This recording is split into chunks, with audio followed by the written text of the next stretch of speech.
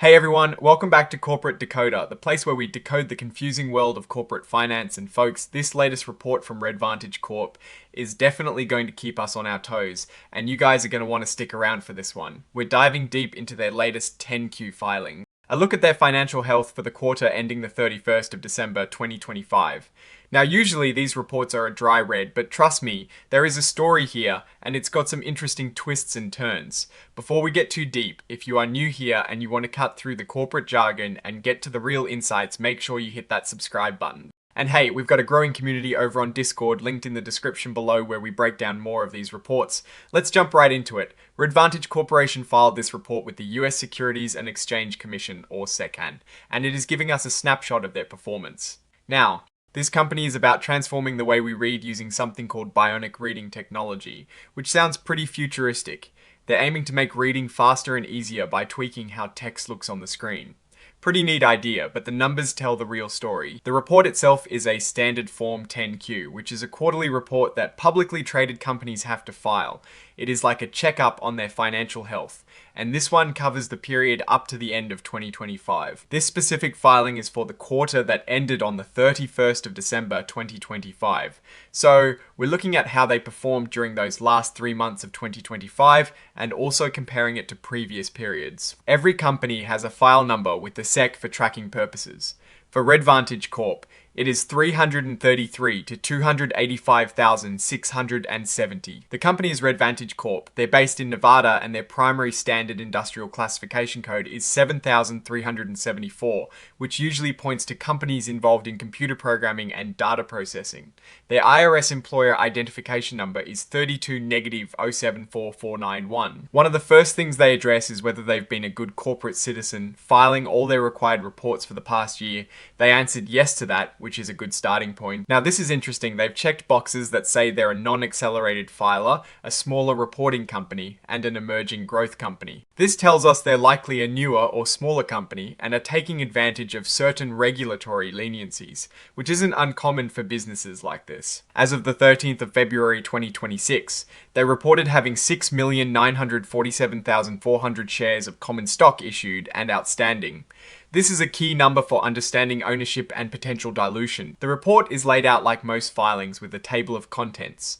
We'll be focusing on the financial statements and the management's discussion. This first part is all about the financial data. This section contains the actual financial statements. They're unaudited for this interim report, which is standard for quarterly filings.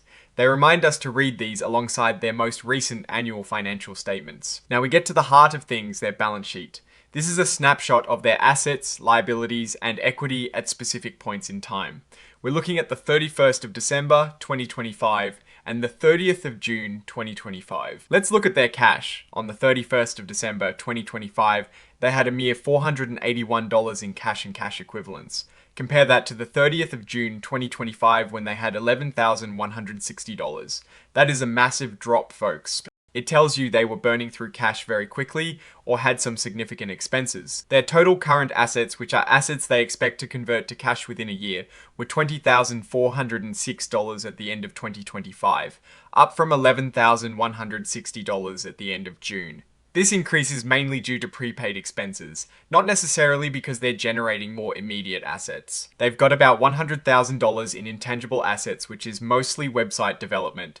This is usually a good sign of investment in their core product, but it doesn't bring in quick cash. On the liability side, their accrued and other liabilities dropped significantly from $18,800 to $3,000. This could mean they paid off some bills, or perhaps some liabilities were reclassified. This is a big one. They have a loan from a director of $174,943. This implies they're getting funding from within the company's leadership, which is common for early stage companies, but it also highlights their reliance on internal funding. Their total liabilities went up from $187,866 to $205,068. So while some current liabilities decreased, overall their debt went up, mainly driven by that director loan. Here is the common stock details. They authorized a massive 75 million shares and they issued over 4.9 million by June 2025, jumping to almost 7 million by December 2025. This increase of about 2 million shares in 6 months points to issuing new stock. which could be to raise capital or for other transactions. Their additional paid-in capital shot up from $10,263 to $58,738. This usually indicates they sold shares for more than their par value, a good sign they're getting decent valuations when they issue stock. And here is the kicker, their accumulated deficit. This is the total net loss they've accumulated since they started. It ballooned from a deficit of $91,896 to a whopping $149,826. This means they are losing money, and a lot of it relative to their size. This brings their total stockholders' equity into a deficit, meaning their liabilities are greater than their assets. They have a negative equity of $84,141 at the end of 2025. Investors will be watching this very closely. Now let's look at how they made or lost money. This is the income statement or statement of operations. Their net revenue for the 3 months ending the 31st of December 2025 was $14,962, a big jump from $3,897 in the same period. The previous year, for the 6 months ending the 31st of December 2025, revenue was $20,639, again way up from $3,897 in the prior year. This revenue growth is definitely a positive sign. It shows their bionic reading tech is finding customers. However, despite the revenue increase, they reported an operating loss. For the 3 months ending the 31st of December 2025, the operating loss was $19,980 compared to $7,550 last year. For the 6 months, the ballooned to $57,910 from $14,462. The gap between revenue and expenses is widening, and their net loss reflects this. For the 3 months, it was $19,999, and for the 6 months, it was $57,930.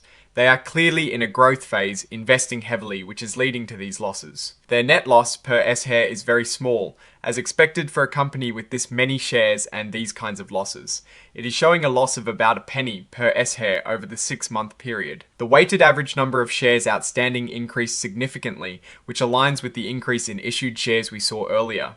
This means any potential profits would be divided among more shareholders. This is another look at their profit and loss, but it includes other items that aren't part of the normal operations. In this case, there were no other items affecting comprehensive income.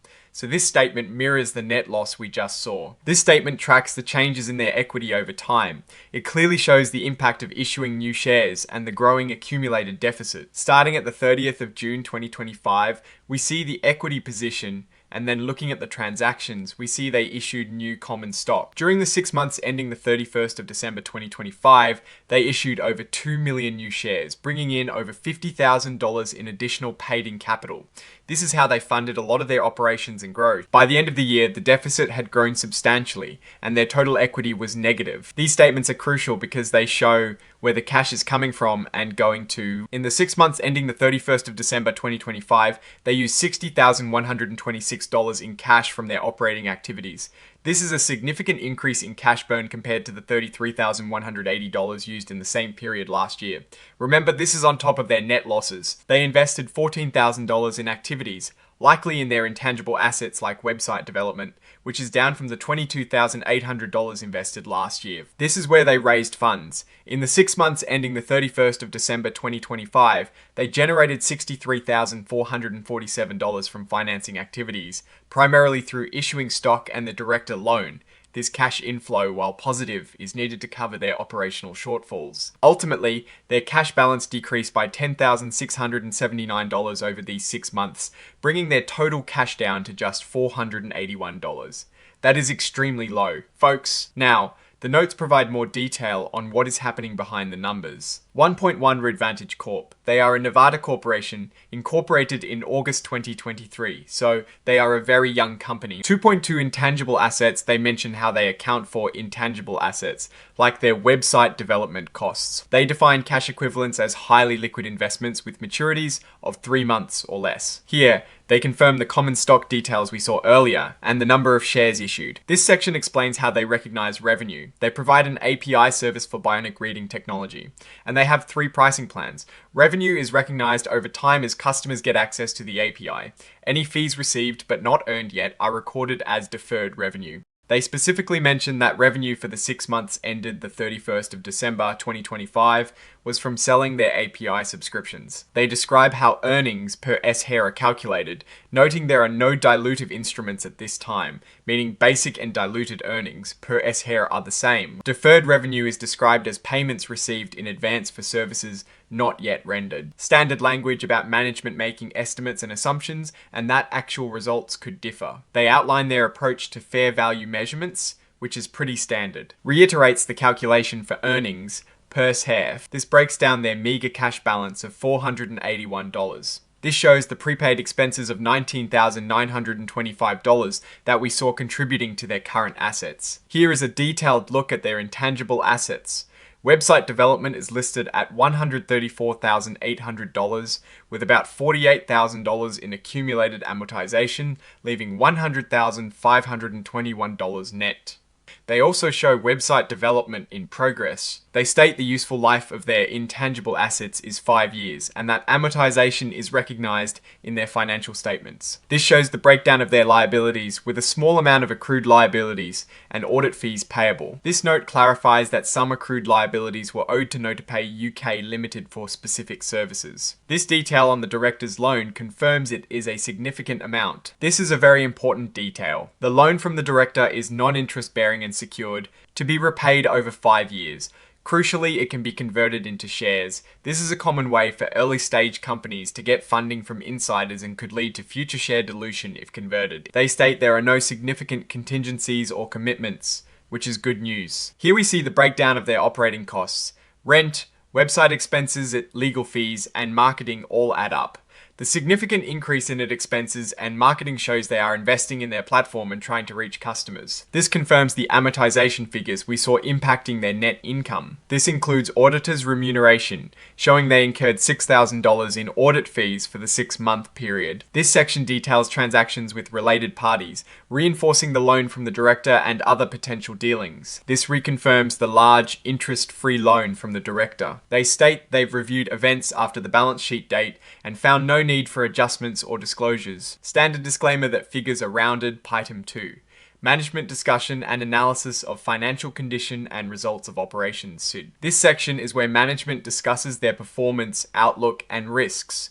They include a standard forward-looking statement. Notice essentially saying that any statements about the future are predictions and could change. They describe themselves as a development stage company focused on digital reading solutions using AI and bionic reading technology. They highlight how bionic reading helps readers focus better and comprehend more. They reiterate they are an emerging growth company and will leverage certain exemptions. They also state they are not a shell company, meaning they have a real business plan and operations. They explain their strategy involves enhancing reading speed and comprehension, reducing eye strain, and ensuring accessibility. They currently use books from the Gutenberg website, but plan to expand to paid license books. They offer free access and API services to developers. This is a key statement. They've finished developing their website and API, and it is operational.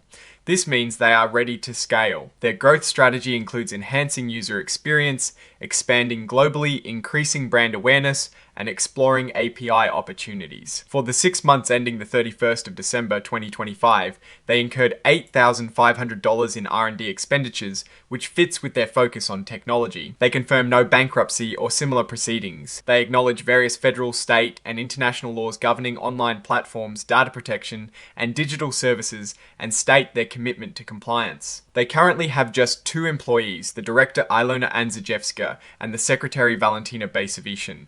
This is a small team for a company aiming for global reach. This is where management breaks down the numbers from the financial statements.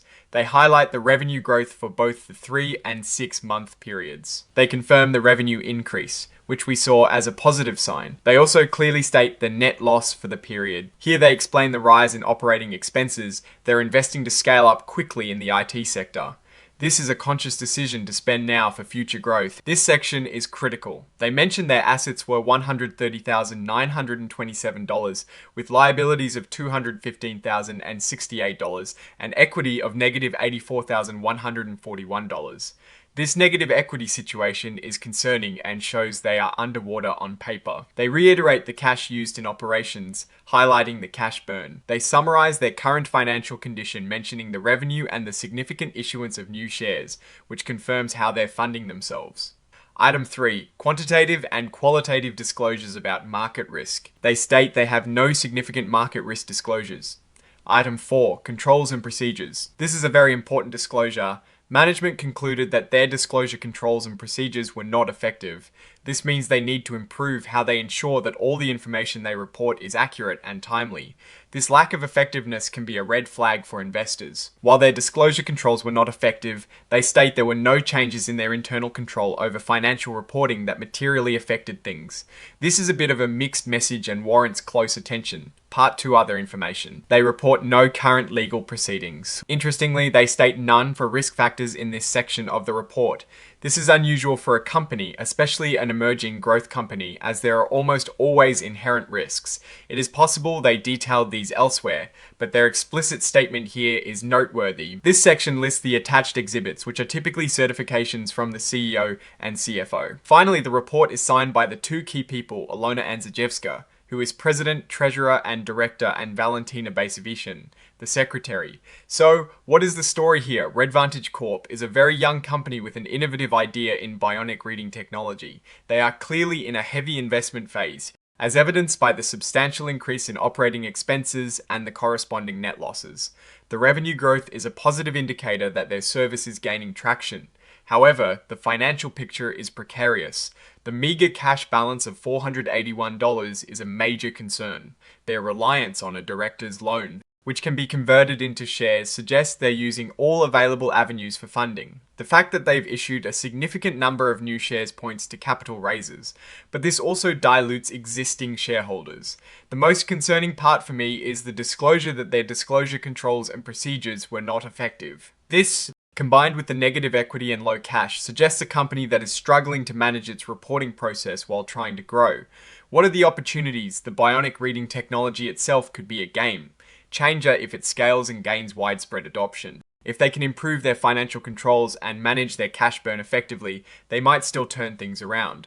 What are the risks? The immediate risk is liquidity. With so little cash, they could face financial difficulties very soon if they don't secure more funding. Their heavy reliance on related party loans and the potential for dilution from their conversion could also be a concern for outside investors. The effectiveness of their controls also needs to be addressed quickly. In my opinion, Readvantage Corp is a high-risk, high-reward situation. The technology is interesting and the revenue growth is promising, but the current financial state, the small team, and the control issues make this a venture that would require a very strong stomach for risk. They need to demonstrate a clear path to profitability and better financial management to become a truly stable investment. Alright, that is our deep dive into Readvantage Corp. Latest 10. Q, what are your thoughts on their bionic reading tech and their financial strategy? Let me know in the comments below. If you found this breakdown useful, please give it a big thumbs up. And don't forget to subscribe for more corporate decoder action. And make sure you join us on Discord to keep the conversation going. Thanks for watching, and we'll see you next time on Corporate Decoder.